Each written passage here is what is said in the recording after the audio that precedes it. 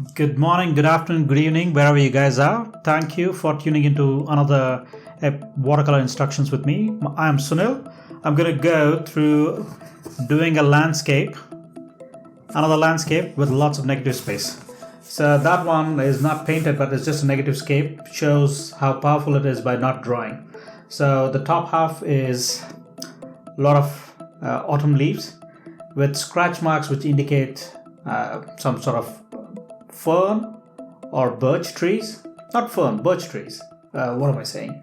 And then you could, I'll explain what the logic is, and the eyes get into the forest, trying to be painting more by painting less. And then you can see I can do some texture. Stick around, I'll go through step by step drawing, painting, and how to finish it. You will pick up some tips and enjoy. Alright, so another episode. So I'm going to do a simple landscape. All the episodes I try to do is keeping a beginner in mind. So there's no drawing skills needed, especially for this particular drawing. So I'm using a small mop. There's just a horizon line, and I'm putting in a little bit of lavender. It's a loose lavender. So when you look at it, there was hardly any pigment in the brush. I'm just picking up some yellows and reds in the brush with the same mop. I'm just cleaning up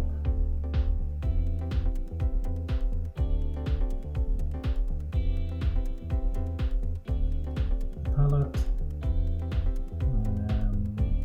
Just drawing so that I don't want it to bleed into the sky or the background. It's a negative space painting, so there's snow on the floor, autumn leaves in the foreground, and then a path or a track leading into the forest or into the woods. We'll see how it goes. So there's going to be a strong contrast, whites of the snow and then also red leaves. So I'm using Pyro Red.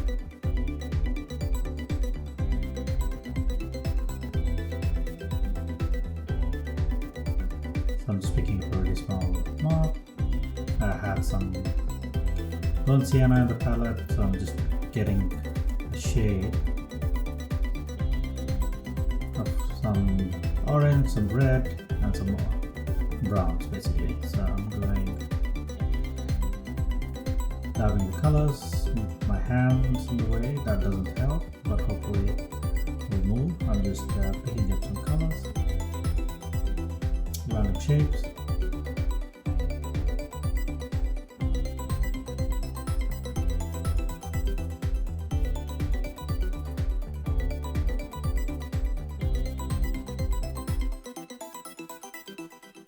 So some Pyro Red, some French Vermilion.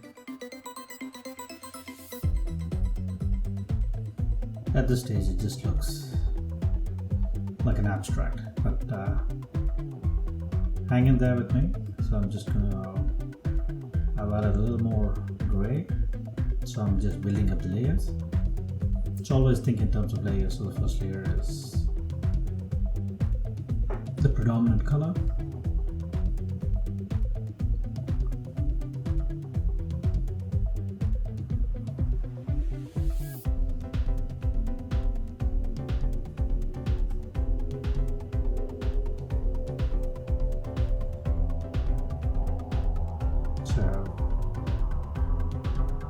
It's gray and French Vermilion, so I'm adding more gray to it.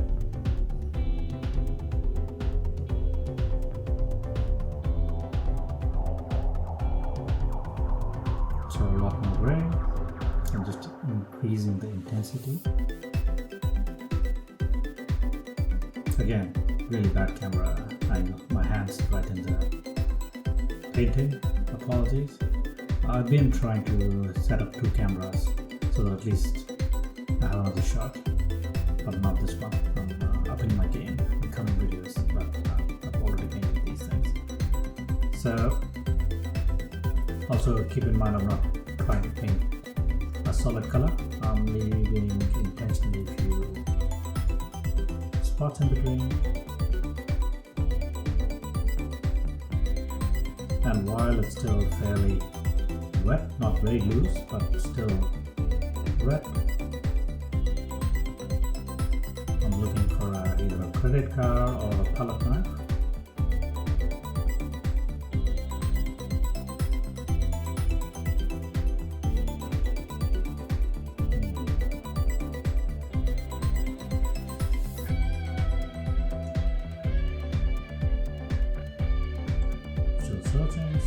Searching, did I find it? Yes, palette knife.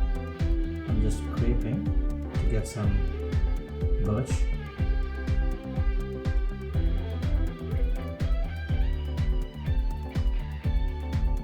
So I'm just creating some empty spaces.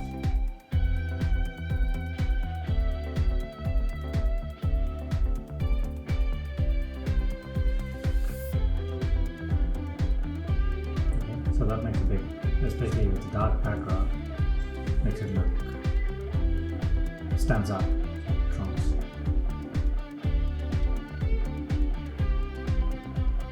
So you gotta do that while it's fairly wet. If it's too wet, it's gonna cover, or the water will flow into the negative space. If it's too dry, you can't do it. So it's just a feel for it, and the more you practice, you will know when's the right time to do it. And then don't be shy about scratching on the paper. The paper can take an abuse. So this is 140 grams paper, so it will take an abuse.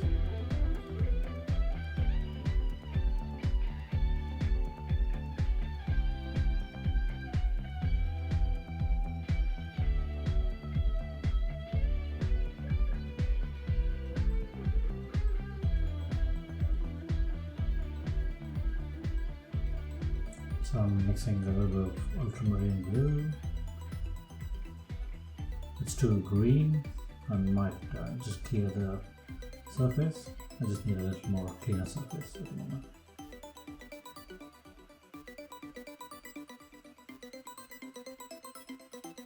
Green. I've taken out a little more water, and I'm going to just add a little more shadow, so it's very light. There's a lot of water in the brush.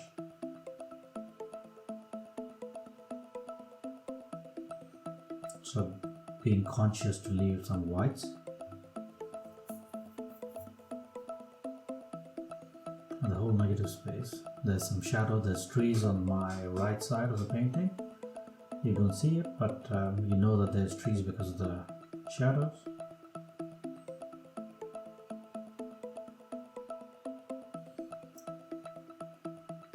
So very little water, and I'm just running it through on the paper so you can see the texture of the paper.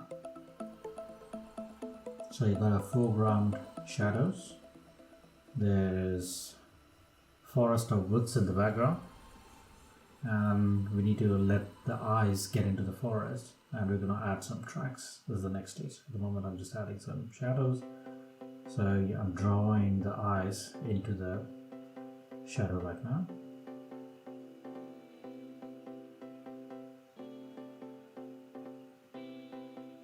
Could be a truck, could be a vehicle which just passed by.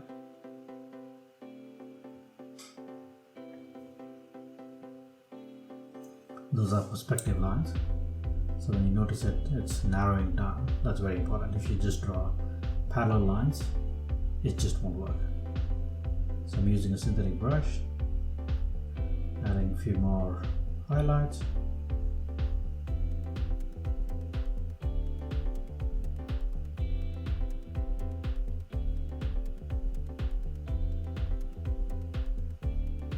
And again, when you look at a good painting, just try to think about how you would start painting about it. So mentally you need to paint what are the layers, what I'm going to paint first. At least that's the way I think about it. When I look at others painting, I'm always thinking about how I'm going to construct it. It's a puzzle. So you're trying to not only improve your technique, but also you're trying to think about what layer goes first, how am I going to solve this puzzle. And the best way to learn is to paint a lot and just use others as an example. There's no shame in copying paintings which you like. So I'm just adding a few more layers of depth. So every layer, if it's not the same tone, it gives a little more perspective.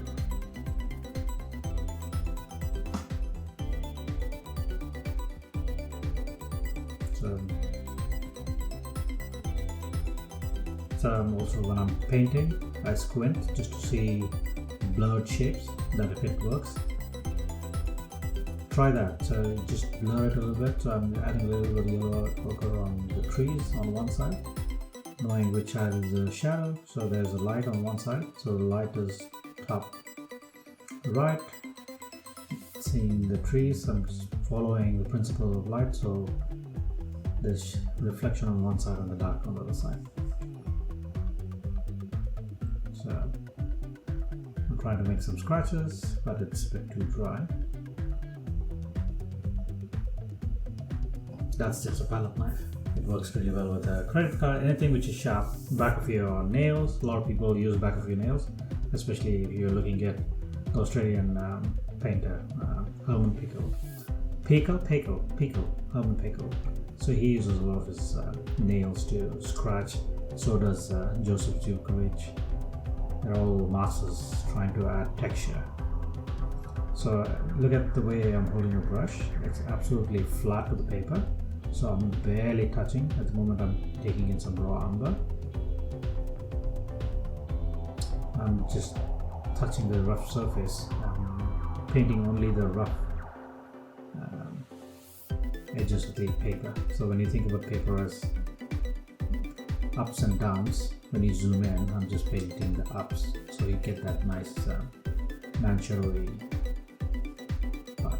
So I'm just changing colors, almost flat, while keeping the perspective. See how broad the track is? It's like a railway track, so you see much wider tracks at the front, and then as it goes further and further away, it almost vanishes to a single point. The smaller the point, the longer the distance it conveys. So just adding a few more.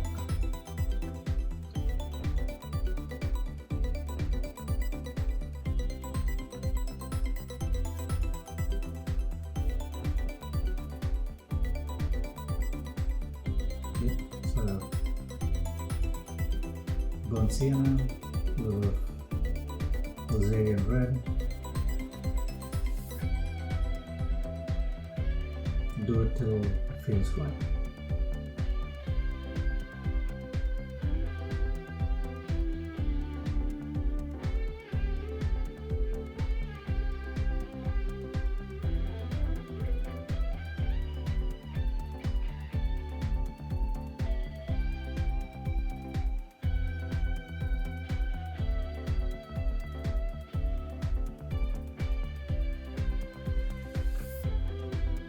Adding depth.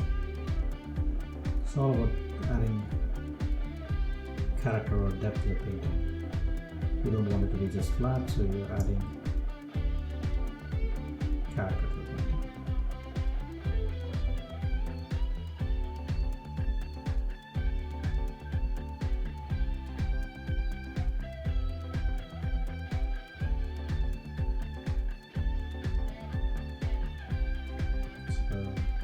Shadows. I'm almost happy with the foreground. I'm going to just leave it that way,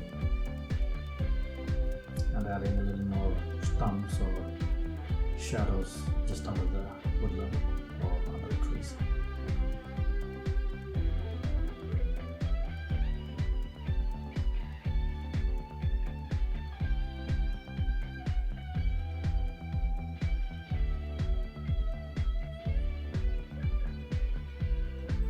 So I'm picking up a little grays, and it's a really soft brush, very light shade, creates the uneven surface.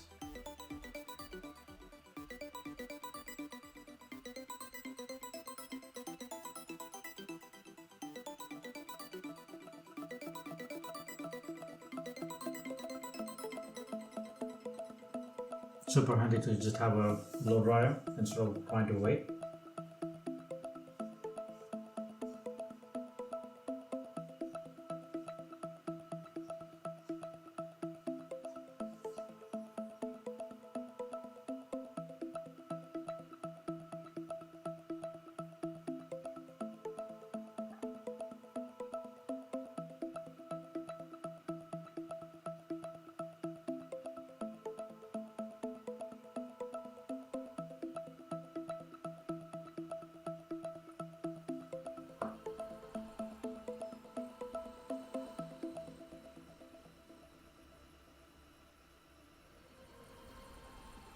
So I'm picking up titanium white directly from the tube. I'm adding a few highlights.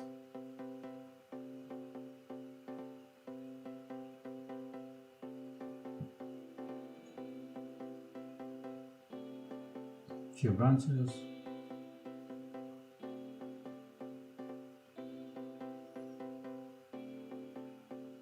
Not too much, but just enough to just do add a few more tree trunks and buds.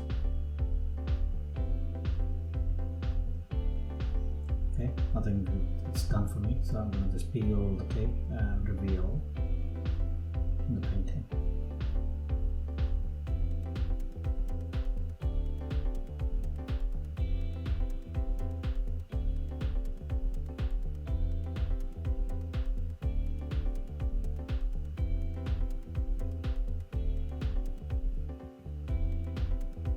As always, this is the fun part.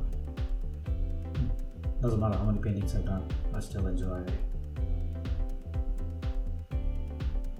the grand finale.